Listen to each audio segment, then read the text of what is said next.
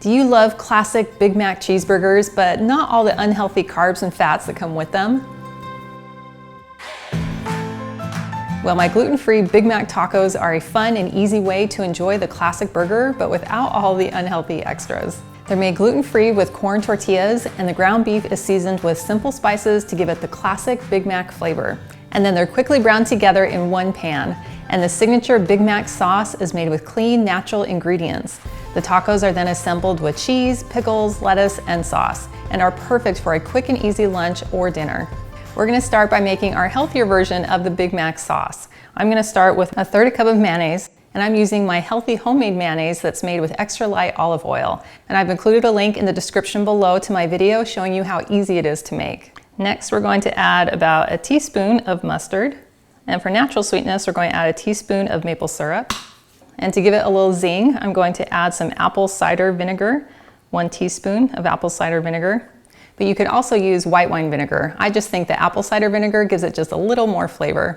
And then for our seasonings, I'm going to add 1/2 teaspoon of garlic powder, 1/2 teaspoon of onion powder, 1/2 teaspoon of paprika, 1/4 teaspoon salt, and a dash of pepper. And then we'll just whisk these together until combined. Well, it looks like fry sauce, and tastes like it too. That is delicious. And then we'll go ahead and set this aside. To make your smashed burger patty, you could use ground beef or ground chuck. And then you could divide that pound into 4 pieces to make 1/4 pounder patties, or I prefer to divide the 1 pound into 6 patties, so they're actually more like 1/6 of a pound patties. I find that 1/6 of a pound size works really well on the small corn tortillas. We're gonna start by taking 1 corn tortilla and then 1/6 of a pound of ground beef, and I'm just gonna kind of roll it up in my hands and then begin to squish it out into a bigger circle, and then just place it down on the patty and then start pushing it out with my hands all the way to the edges. And as you know, when you cook hamburger patties, they will begin to shrink. So I find it works best if I push the meat all the way to the edge of the tortilla and even letting it overlap the edge just a bit to compensate for the shrinkage. And you want it to be an even thickness all the way around the patty so that it cooks evenly. Now that we've smashed out our patties, we want to season them. I'm gonna start by sprinkling a little bit of onion powder. And if eating onions causes you any heartburn or acid reflux, this is a great way to get some onion flavor into your burger without having to actually add chopped onions. Next, I'll sprinkle on some garlic powder and a few pinches of salt and dashes of pepper. And then to make them even more juicy and more flavorful, I like to sprinkle on some Worcestershire sauce. So I'm gonna go ahead and just take my bottle and just sprinkle a few drops of sauce over each of the patties. And I will practice saying Worcestershire sauce. Well, these look great and are ready to cook. We're gonna experiment with 2 different methods for cooking our Big Mac tacos. First, we're gonna put it meat side down and just let it cook until it's done. And then our second method is putting it meat side down, but then adding a weight to it to keep it smashed down while it cooks. I'm just gonna use a clear glass bowl with a 1 1/4 weight inside. So my fry pan is nice and hot over medium to high heat, so I can give it just a quick little spray with some olive oil.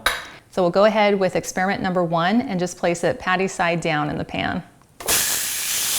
And that instant sizzle lets us know the pan is the perfect temperature. And because we pressed that patty so thin, it's not gonna take very long to cook. It'll probably only need maybe a minute or 2. So we're gonna keep an eye on it, particularly around the edges, and as soon as that meat is browned, we'll know that it's ready to flip. Oh man, that is smelling good. You can see the sides of the tortilla starting to roll up, which means that our patty is really melting down. And it looks like our meat is still a little pink under there, so we'll let it cook a little bit longer. Well, our juices are running clear, so I'm gonna go ahead and carefully flip this over. Ooh, that looks fantastic. We have some nice char on the edge of our meat, but then the inside looks nice and juicy. So I'm gonna let this sit for about 20 seconds to cook some extra flavor into the tortilla. And then I have a pan here with just a baker's rack on it, so I'll go ahead and transfer our Big Mac taco to. So as this cools, the juices can drain and then our tortilla will be less soggy. Now for experiment number 2, we're going to place our taco patty side down, but then we're gonna place our weight on top. Just very carefully, and then add our weight. Ooh, a little extra sizzle. Now I can still see the edge of the meat around the tortilla, which is nice because I can tell when it's cooked. So I'm gonna go ahead and carefully take this glass bowl off, and then we'll go ahead and give this a flip. Ooh, that looks good too. So I'm gonna let this sit for about 20 seconds to add some more color to the tortilla. Well, that looks great and ready to transfer to our pan.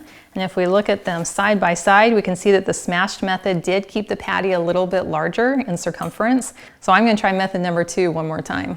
Our patty down, and carefully put our warm glass bowl on top, and we'll let that cook.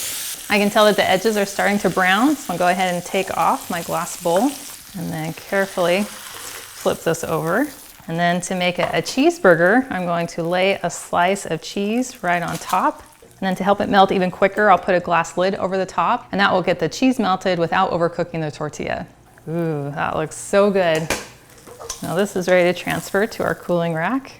So while our Big Mac tacos are cooling off, we can go ahead and prepare our fresh ingredients. We're gonna start by chopping some lettuce. Now you could use iceberg lettuce, but I prefer to use a leafy green lettuce just to increase the nutritional value. And I like to add as much shredded lettuce into my tacos as I can, because then it's moving even closer to a salad. So I find it works best to cut the lettuce into super fine little strips. So the easy way to do that is just to take several leaves of lettuce and then roll them up nice and tight. And then take your knife and then just make very slim slices. And then you can go over and just cut it all in half. And then you have that fancy shredded restaurant lettuce. Now the last signature flavor in a Big Mac is of course the pickles. You could either use some thinly sliced pickles or go ahead and use a relish. Now you have the option of using either a sweet relish or using a dill relish. I prefer to not use the sweet relishes because most of them are sweetened with high fructose corn syrup. And I think the dill relish is just as tasty. And by adding that little bit of maple syrup to the sauce, I think makes them plenty sweet. Now is the fun part when we get to build our Big Mac tacos. I'm gonna start with a few thin slices of these pickles. And then I'm going to spread a generous portion of lettuce. I'll scoosh it down so I can fit more on there.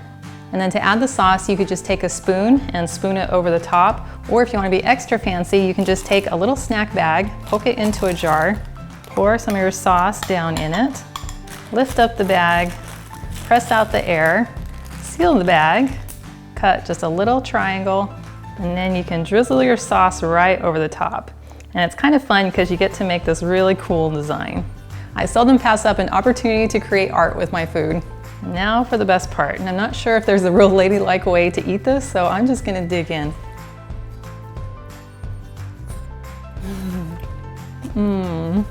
That tastes amazing.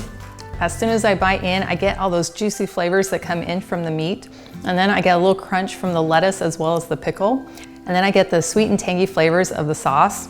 It's emotionally satisfying because it brings back tons of memories of eating Big Mac cheeseburgers, and it's just absolutely delicious and juicy and crunchy and a little bit sweet and a little bit tangy. But it's also physically satisfying because I'm eating clean ingredients and they're gluten-free and naturally sweetened, and I'm going to feel great afterwards. Well, thank you so much for hanging out with me today to make these fun tacos. I've included a link to the full recipe in the video description below. And I also invite you to like and subscribe to my channel. And if you know someone else who you think would love this recipe, please share this video with them. And I cannot wait to have you hang out with me again in my kitchen next time.